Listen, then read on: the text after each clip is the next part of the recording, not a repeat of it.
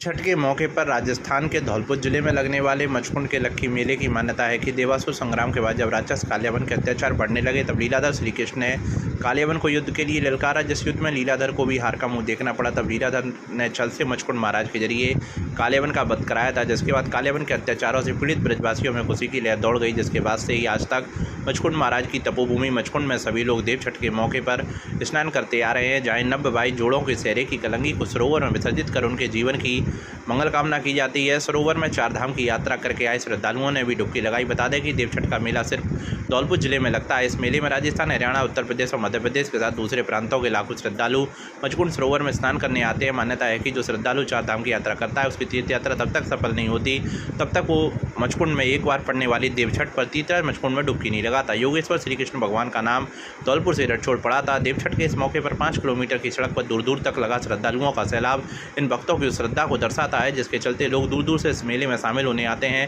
श्रद्धा में ये श्रद्धालु मचकुंड महाराज के जयकारों के साथ सरोवर में डुबकी लगा मेले के हर उस ऐतिहासिक क्षण का आनंद उठाते हैं। मेले को लेकर होने वाली भीड़ की सुरक्षा के लिए पुलिस प्रशासन की ओर से पुख्ता बंदोबस्त किए गए थे। मथुरा के नज़दीक होने के कारण यह योगेश्वर श्री कृष्ण भगवान की लीला स्थली भी रही है। महाभारत काल और श्रीमद् भागवत गीता के मुताबिक भगवान श्री कृष्ण के चरण यहाँ पड़े हैं। बलदेव छठ के साथ साथ मोर छठ इसलिए कहते हैं कि मोरी और कलंगियों का विसर्जन एमपी, यूपी, राजस्थान की जो नवविवाहित जोड़े हैं वो तीर्थराज मचकुंड में ही करते हैं। ऐसी यहाँ की परंपरा है। तो ये लाखों की संख्या में श्रद्धालुओं की यहाँ आने की उम्मीद है। ऐसी मान्यता है कि भगवान श्री कृष्ण ने जब यहाँ कालियावन को भस्म कराया था महाराज मुचकुंद के द्वारा, तो ऋषि पंचमी के दिन एक यज्ञ का आयोजन किया। जो पंचकुंडी यज्ञ जो सरोवर है आज, इसमें पंचकुंडी यज्ञ हुई थी। आज भी वो 5 कुएं इसमें हैं। पंचकुंडी यज्ञ के बाद बलदेव छठ के दिन यहाँ पर विशाल भंडारे का आयोजन भगवान श्री कृष्ण के सानिध्य में हुआ, तो उसको मोर छठ के नाम से जाना जाता है। यहाँ कालियावन को महाराज मुचकुंद के द्वारा भस्म कराने के बाद मुचकुंद जी ने उनको प्रार्थना की कि जो है महाराज, मैंने देवासुर संग्राम में भी काफी लोगों को मारा, जागते जागते आपने एक और कल्याण करवा दिया, इसका प्रायश्चित बताएं। भगवान श्री कृष्ण ने एक यज्ञ का आयोजन किया, उसके परीक्षित राजा मुचकुंद को बनाए। ये जो सरोवर आप देख रहे हैं, ये भगवान विष्णु का स्वरूप माना जाता है, क्योंकि ये यज्ञ कुंड है। यज्ञ नारायण स्वयं विष्णु है, इसलिए इसको विष्णु स्वरूप मानते हुए इसकी पूजा की जाती है। इसमें नहाने से चर्म रोग ठीक होते हैं, ये इसकी सबसे बड़ी विशेषता है। श्रीमद् भागवत के 10वें स्कंद के 51वें अध्याय में है। महाराज मुचकुंद भगवान राम के पूर्वज थे। भगवान राम से 24 पीढ़ी पहले अयोध्या के राजा मानधाता के 3 पुत्र हुए, अमरीश पुरु और मुचकुंद। तो मानधाता के कार्यकाल में देवासुर संग्राम हुआ। देवता लोग सहायता के लिए राजा मानधाता को ले गए। मानधाता से निवेदन किया और मानधाता ने महाराज मुचकुंद को देवताओं की सहायता में भेज दिया। लंबे समय तक मुचकुंद जी ने युद्ध किया और युद्ध में विजय प्राप्त की। जब विजय प्राप्त की तो देवताओं ने कहा कि आप वरदान मांगिए। तो मुचकुंद जी बोले, मैं लड़ते लड़ते थक गया हूँ, विश्राम चाहता हूँ। तो देवराज इंद्र ने इनको ये वरदान दिया कि आप अरावली की श्रृंखला में धौलागिरी पर्वत में जाकर विश्राम करें। जो भी आपको कच्ची नींद जगाएगा वो पहली दृष्टि पड़ते ही जलकर भस्म हो जाएगा। तो ये पास में ही आज जिसे मोनीसिद्ध गुफा के नाम से जानते हैं, तो उसमें महाराज मुचकुंद त्रेता युग से विश्राम कर रहे थे। द्वापुर में जब भगवान श्री कृष्ण का अवतार हुआ तो भगवान श्री कृष्ण ने 11 वर्ष के कार्यकाल में कंस का वध किया। कंस की 2 पत्नी थी, अस्थि और प्राप्ति, जो जरासंध की बेटी थी। जब कंस मारा गया, दोनों पत्नियां अपने पिता जरासंध के यहाँ गईं, तो उसने क्रोधित होकर कंस का बदला लेने के लिए 17 बार मथुरा पर आक्रमण किया और 17 बार वो पराजित हुआ। तो 18वीं बार युद्ध से पहले उसने एक बैठक बुलाई, तो उसमें अपने मित्रों से पूछा कि ऐसा उपाय बताएं कि हम श्री कृष्ण पर विजय प्राप्त कर सकें। तो काशी नरेश महाराज शल्य ने कालियावन का सुझाव दिया कि कालियावन एक बलशाली योद्धा है और उनको भगवान शंकर से वरदान प्राप्त है कि जो भी उनसे लड़ता है उसकी आदि शक्ति उनमें आ जाती है। तो वो कालियावन को 18वीं बार जरासंध अपना सेनापति बना के लाया। उसी समय भगवान श्री कृष्ण ने द्वारिकापुरी का निर्माण कराया, ब्रजवासियों को भेजा। और कालियावन ने जब भगवान कृष्ण से युद्ध की इच्छा जताई तो उन्होंने कहा मथुरा से बाहर चलते हैं। बोले ठीक है चलो। तो आगे आगे श्री कृष्ण और पीछे पीछे कालियावन।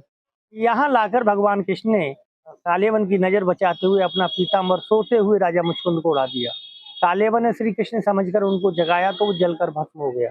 भगवान श्री कृष्ण ने राजा मुचकुंद को दर्शन दिए। मुचकुंद जी ने स्तुति की, विमोहितो यम जनिष माया करके, और ये प्रार्थना की कि महाराज, मैंने तो पहले भी देवासुर संग्राम में काफी हत्याएं की, जागते जागते आपने एक हत्या और करवा दी, इसका प्रायश्चित बताएं।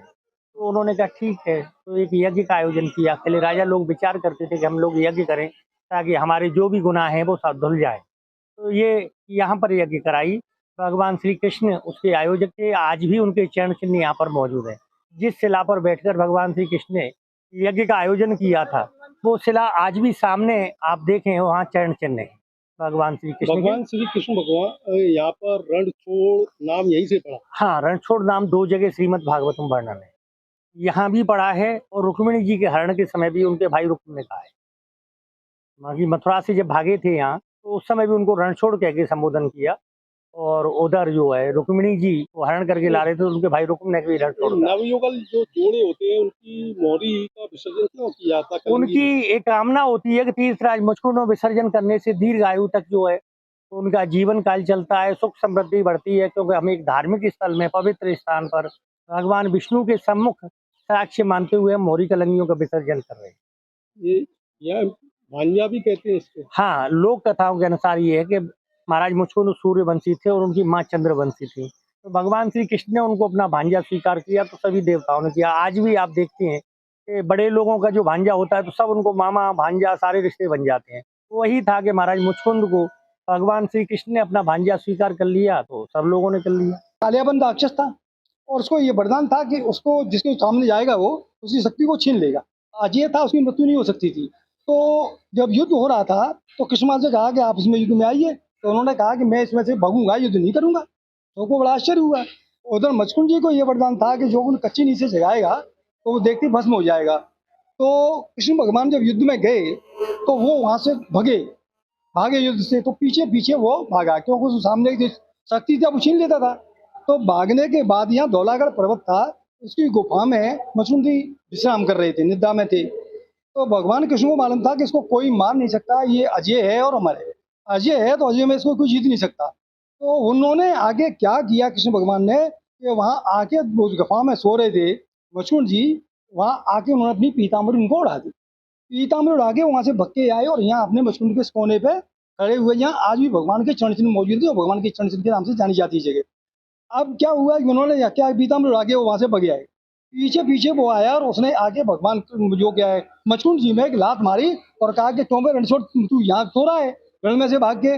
जैसे वो जगह और उन्होंने देखा तो वो जो क्या है भस्म हो गया उनको जो कालियामन। उसके बाद वो भगवान कृष्ण जब वहाँ पहुंचे तो उन्होंने ये यज्ञ कराइए। तो ये क्या है कि फिर यहाँ पे यज्ञ कराया गया था। वास्तव में ये यज्ञ स्थली थी। आज भी जब ये छूट गया था तो बहुत बड़े बड़े पत्थर उस इलाके में मिले थे जहाँ यज्ञ स्थली थी। आज जो मेला का मेन महत्व यही है कि जैसे किसी की शादी होती है तो एक आस्था है कि अब जो मोहरी होती है उसको सुनाने का कार्यक्रम जाता है। लेडीज आती है और अपने मोहर वगैरह को लेके आती है, बाजा चौक देती हैं और इस तरह से यहाँ पर उनको विसर्जन करवाया जाता है। और इसी के लिए देवछठ जो क्या मानी जाती है। ऋषि पंचमी और देवछठ में विशेष महत्व है और बहुत दूर दूर के लोग बाग यहाँ से आते हैं। 4 धाम की यात्रा करने के बाद ये है कि जब तक आप मुचकुंड में स्नान नहीं करोगे तो उसके बाद उसको पूर्णदानी मानी जाती है। जब भी पूर्ण मानी जाती है जब मुचकुंड में स्नान कर देती है। और ये इसमें एक पानी में विशेषता है, इसमें यदि किसी को चर्म रोग हो रहा हो, किसी के निशान हो, किसी के कान में सर बह रही हो तो विधान तो यह है कि 7 बार नून की कंकड़ी को लेकर नमक की को और उसमें फेंक कर फिर स्नान कर लो। उससे जो कहते हैं कि जैसे जैसे नमक की कंकड़ी घुलती है तो उससे वो फायदा पड़ता है। कम से कम नहीं तो 2-2.5-3 लाख श्रद्धालु कल से और आज से यहाँ स्नान कर दिया। ये स्थिति जिले में ऋषि पंचमी के पर्व का भूतपुरा के ग्रामीणों को ऐसा गहरा दर्द देकर गया है, वह जीवन भर इस दर्द को नहीं भूल सकते हैं। रविवार को 4 बालिकाएं पार्वती नदी में नहाते समय पानी के तेज बहाव में बह गई थी। चारों बालिकाओं की डेड बॉडी को आज सोमवार को भरतपुर और धौलपुर की SDRF की टीम ने नदी में रेस्क्यू कर लिया है। पुलिस के चारों शवों का पोस्टमार्टम कराकर परिजनों के सुपुत्र कर दिए हैं। बालिकाओं की मौत के बाद गाँव में मातम पसरा हुआ है और घरों में चूल्हे नहीं जले हैं। बता दें कि जिले के मनिया थाना इलाके के भूतपुरा गाँव की रहने वाली 2 दर्जन बालिकाएं अपने परिवार की महिलाओं के साथ रविवार को ऋषि पंचमी के पर्व पर पार्वती नदी में स्नान करने गई हुई थी। पार्वती नदी के किनारे बैठकर सभी बालिकाएं स्नान कर रही थी। तभी अचानक पानी का तेज बहाव आ गया था और 14 वर्षीय मोहिनी पुत्री सुरेश और 12 वर्षीय प्रिया पत्नी राजू, 10 वर्षीय तनु पुत्री कमल सिंह और 14 वर्षीय अंजलि पुत्री कमल सिंह पानी के तेज बहाव में बह गई। और अंजलि और तनु दोनों सगी बहनें पार्वती नदी पर मौजूद अन्य बालिकाओं महिलाओं ने बचाने के लिए शोर मचाया, लेकिन पानी का तेज बहाव होने के कारण सभी असहाय खड़े देखते रह गए और चारों बालिकाएं गहरे पानी में ओझल हो गई। सूचना मिलते ही मौके पर ग्रामीणों की भारी भीड़ जमा हो गई। मनिया थाना SHO नरेश शर्मा मौके पर पहुंच गए और जिला मुख्यालय भरतपुर से एसडीआरएफ की टीम को बुला लिया गया। चारों बालिकाओं को रेस्क्यू करने के लिए एसडीआरएफ ने सर्च ऑपरेशन शुरू किया था, लेकिन रविवार देर शाम तक बालिकाओं का सुराग नहीं लगा था। एसडीआरएफ की टीम ने आज सोमवार को पार्वती नदी में सर्च ऑपरेशन शुरू किया तो 2 बालिकाओं के शव 10 किलोमीटर पर मिली और 2 बालिकाओं के शव 5 किलोमीटर के एरिया में मिले। ग्रामीणों ने बताया कि चारों बालिकाएं पढ़ाई में होनहार थीं। तनु पुत्री कमल सिंह 9वीं कक्षा में पढ़ रही थी, अंजलि पुत्री कमल सिंह ग्रेजुएशन कर रही थी, प्रिया पुत्री राजू भदौरिया 10वीं और मोहिनी पुत्री सुरेश भदौरिया 12वीं कक्षा में पढ़ रही थी। आते समय जब एक बालिका डूबी तो दूसरी बालिका ने उसको बचाने का प्रयास किया। उसके बाद चारों बालिकाएं एक दूसरे को बचाने के प्रयास में पार्वती नदी के रौद्र रूप में समा गई। भूतपुरा गांव में हुई हृदय विदारक घटना के बाद मातम छाया हुआ है। घरों में चूल्हे तक नहीं जले हैं। तनु और अंजलि पिता कमल सिंह धौलपुर जिले से बाहर नौकरी करते हैं। उनको नहीं मालूम था कि घर पर उनकी दोनों बेटियां हैं। मौत नदी में डूबने से हो गई है। कमल सिंह की 2 बेटियां हैं और एक पुत्र। तीनों बच्चे पढ़ाई में होनहार हैं। वह अपनी दादी और मम्मी के साथ गांव में ही रहते हैं। कमल सिंह को जब फ़ोन पर सूचना मिली तो वह धौलपुर पहुंचे। उन पर पहाड़ सा टूट गया। दोनों बच्चियों की माँ सुध-बुध खो बैठी हैं। उसको यह भी होश नहीं है कि पानी में डूबने से उसकी दोनों बेटियां की मौत हो गई हैं। अब कमल सिंह के परिवार में उसका बेटा ही रह गया है। दोनों बेटियां अपनी दादी के साथ पार्वती नदी पर स्नान करने गई हुई थी। चारों बालिकाएं पड़ोस में रहती हैं और ख़ास सहेली थीं। कोई भी काम होता तो साथ में करती थीं और अब चारों एक साथ ईश्वर के पास पहुंच गई हैं। 4-5 औरतें गई, बड़ी बूढ़ी नहाने ऋषि पंचमी आई।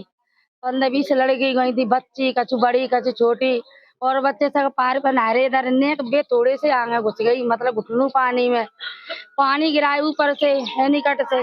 वो भागती चारों की चारों एक साथ चली गई है पानी में और ढूंढते रह गए, मिली ही ना कम पर मिली ही ना। एकदम लहर आई है पानी की, एकदम पानी आवा ऊपर से। बच्ची ने कहा पता हो कि पानी ऊपर से आ रहा है।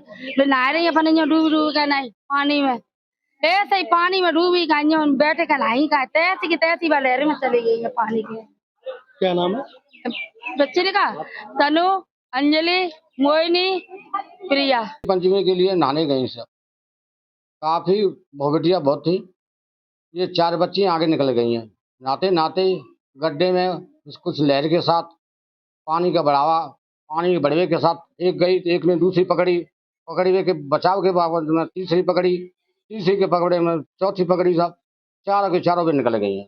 एक बच्चा ने उसको कोशिश करी, उसने उसको हाथ पकड़ाओ तो वो तो उसने छोड़ दिया, वो तो निकल आया। वो बाद चारों के चारों बह गए। सब सूचना करिए सब धौलपुर के लिए तो वे आ गए सब स्टीमर वाले बूढ़े हुए गए जुजबा के मला बेगूसगत में तो भरतपुर हुआ स्टीमर एक। ऋषि पंचमी के पर्व पर 4 बच्चियां भूतपुरा गांव की जो पार्वती नदी में नहाने के लिए गई थी, कल जिनकी जो नदी में डूब गई थी, आज उनको एसडीआरएफ धौलपुर और एसडीआरएफ भरतपुर की टीम की मदद से रेस्क्यू कर लिया गया है। आगे पोस्टमार्टम कर आगे की कार्रवाई की जाएगी। भोजपुर जिले के भूतपुरा गांव में ऋषि पंचमी का पर्व पार्वती नदी में 4 बालिकाओं की डूबने से हुई दर्दनाक मौत के बाद करौली धौलपुर सांसद बजालाल जाटव और राजाखेड़ा विधायक रोहित बोरा पीड़ित परिवारों के घर पहुंचे, जहां उन्होंने पीड़ित परिवारों को एनएसएफ और एसडीआरएफ से मिलने वाली सहायता राशि दिलाने का आश्वासन दिया। इस दौरान सांसद और विधायक ने जलभराव की समस्या से राहत दिलाने के लिए नगर परिषद को आपदा राहत से 50 लाख रुपए दिलाने की बात कही। राजाखेड़ा विधायक रोहित बोरा ने बताया कि 4 बच्चियों में से 2 बच्चियों के परिवार एनएसएफ में शामिल हैं, जिन्हें 5-5 लाख की आर्थिक सहायता दी जाएगी और शेष 2 बच्चियों के परिवारों को एसडीआरएफ से 4-4 लाख रुपये की आर्थिक सहायता दिलाई जाएगी। करौली धौलपुर सांसद बजालाल जाटव ने धौलपुर की जलभराव की समस्या पर चर्चा करते हुए बताया कि धौलपुर नगर परिषद के पास बजट नहीं है, जिसके चलते लोगों को जलभराव की समस्या से जूझना पड़ रहा है। लेकिन आपदा राहत से नगर परिषद को 50 लाख रुपए दिलवाए जा रहे हैं, जिसके बाद मंगलवार को 5 सदस्यीय टीम जलभराव वाले क्षेत्र का दौरा कर जलभराव की समस्या से आमजन को निजात दिलाएगी। विधायक और सांसद ने लोगों से जलभराव वाले क्षेत्र से दूर रहने की अपील की है। उन्होंने बताया कि अब तक 20 लोग अपनी जान गंवा चुके हैं। ऐसे में लोगों से नदी और जलभराव वाले क्षेत्र से दूर रहने की अपील की गई है। आज मैं और एमपी साहब हमारे भूतपुरा गांव की जो 4 बच्चियां थी, मां शोक संवेदना प्रकट करने आए थे। उसमें से 2 परिवार ऐसे हैं जिनको गेहूं मिलता है, तो उन लोगों को तो 5-5 लाख रुपए की सहायता हमारी चिरंजीवी योजना जो गहलोत सरकार की योजना शुरू करी हुई थी उससे मिल जाएगी। और 4-4 लाख रुपए हम एमपी साहब ने आनंद जी से बात करके 4-4 लाख रुपए की सैंक्शन उन जिनको गेहूं नहीं मिलता है एसडीआरएफ के थ्रू उनको 4-4 लाख रुपए सरकार द्वारा दिए जाएंगे। जो अल्टीमेट पैसा केंद्र सरकार से आता है वो पैसा दिया जाएगा। कल उनको चेक, कल या परसों में उनको चेक सुपुर्द कर दिए जाएंगे। ये बहुत ही दुखद घटना है, इसलिए मैं और एमपी साहब तुरंत जयपुर से चल के हम लोग आए। एसडीआरएफ टीम ने बड़ी मशक्क़त करने के बाद करीब 24 घंटे बाद ये लाशें मिली पानी के अंदर। और ये धौलपुर में कई ऐसी घटनाएं हो रही हैं वनस्पत, जब भी पुलिस भी लोगों को तहक़ीक़ात कर रही है कि भाई आप पानी के पास मत जाओ, फिर भी लोग बाग जा रहे हैं। और ये मेरे ख्याल से 20वीं मौत है जो इन एनीकटों में हुई है। तो एक बार मैं आपके माध्यम से फिर जनता से विनती करता हूँ कि आप पानी के पास मत जाओ, क्योंकि बहाव तेज़ है। पार्वती नदी, पार्वती डैम के गेट खुल जाते हैं तो एकदम बहाव तेज़ आता है और फिर वो पानी ओवरफ्लो होता है। तो और बच्चे, ज़्यादातर बच्चे पानी से खेलने के लिए कोशिश करते हैं जिनको स्विमिंग नहीं आती। तो कृपया करके अपने बच्चों को पानी के पास नहीं जाने दें, जिससे कि ये अनहोनी घटना जो हुई है, जिसके लिए हम सबको दुख है, वो रिपीट नहीं हो। यही मेरी आप लोगों से विनती है। अब एमपी साहब आपसे बात। तेज़ बहाव पानी की वजह से पिछले दिनों और कल 4 मौतें, कुल मिला के तकरीबन 20 के आसपास घटना हुई हैं जो पानी में डूबने से मौतें हुई हैं। निश्चित तौर पर बहुत ही सबको उस चीज़ का दुख है कि लगा के 13 साल से लेके 18 साल तक की बच्चियां पानी में डूबने से गई थी, स्नान करने पर वो डूब गई। बहुत बड़ा दुख है। सम्मानीय विधायक जी और हम सब लोग वहाँ, हमारे प्रधान जी और चेयरमैन साहब हम लोग गए और बहुत ही दुखद घटना है हम सबको। आज कल हमें सूचना मिली तो सुबह हम चले तो यहाँ पहुँचे। निश्चित तौर पर धौलपुर ज़िले के अंदर और राजस्थान में सभी जगह भारी बारिश हो रही है और जल भराव की स्थिति और बाढ़ की स्थिति हमेशा धौलपुर ज़िले में बनी रहती है। पिछली बार भी बाढ़ आई थी, उससे पहले 2022 में भी बाढ़ आई थी। बड़ी अच्छी तरीक़ा से, मैं जिला प्रभारी मंत्री था, हम सब लोगों ने अच्छी मॉनिटरिंग करी। और सबसे गंभीर समस्या यहाँ पर जो कॉलोनियों में जल भराव की समस्या है, जिसके लिए कोई निकासी नहीं है पानी की। आज हम सब लोगों ने, हमने मीटिंग करी, वहाँ पर जिला कलेक्टर, कमिश्नर को बुलाया और जिला कलेक्टर, एडीएम वगैरह हम सब लोगों ने बात करके उसकी समस्या का समाधान निकाला। और हम कल सुबह 9 बजे हमने 5 सदस्यीय कमेटी, जिसमें एक्शन पीरियडिटी, एक्शन एरीगेशन और जो हमारे नगर परिषद के उसके अंदर जो एक्सपर्ट हैं उनको बुलाकर भाई कैसे समस्या का, परमानेंट समस्या का समाधान हो जाए। फिलहाल तो पानी निकले, फिर परमानेंट समस्या। नगर परिषद में बिल्कुल फंड नहीं है, उन्होंने हाथ खड़े कर दिए कि हमारे पास कोई फंड नहीं है। हम लोगों ने ACS जो हमारे हैं आनंद कुमार जी, उनसे बात करी और 50 लाख रुपए का प्रस्ताव बनवा कर भिजवा दिया। 50 लाख रुपए नगर परिषद को मिल जाएंगे जो भारत सरकार के तहत वहाँ से फंड आता है। हम चाहते हैं कि ये पानी फटाफट यहाँ से जल्दी यहाँ से निकले और यहाँ की जनता को राहत मिले। सुबह 9 बजे हम सब लोग और वो अधिकारी जो कमेटी बनाई है उसका एक बार पानी को देखेंगे भाई कैसे उसकी समस्या का समाधान हो सके और यहाँ की जनता को राहत मिल सके, क्योंकि अब तक तो कोई उनसे मिलने भी नहीं आया। और ये समस्या बता रहे हैं बहुत पुरानी समस्या है। वहाँ पर रेलवे लाइन है, वहाँ पर रोड्स हैं, उनकी वजह से पानी कहीं जा नहीं रहा है। तो कल देखते हैं सुबह उसका हम लोग एक बार सब लोगों से मिलके जो आपके लोगों के माध्यम से और ये सब लोगों को ये देखेंगे भाई वहाँ कैसे व्यवस्था बेहतर हो सके। और मैं आप लोगों से के माध्यम से एक निवेदन भी करना चाहता हूँ तमाम हमारी धौलपुर की जनता को कि अपने बच्चों को जहाँ पानी का तेज़ बहाव है वहाँ जाने से रोकें।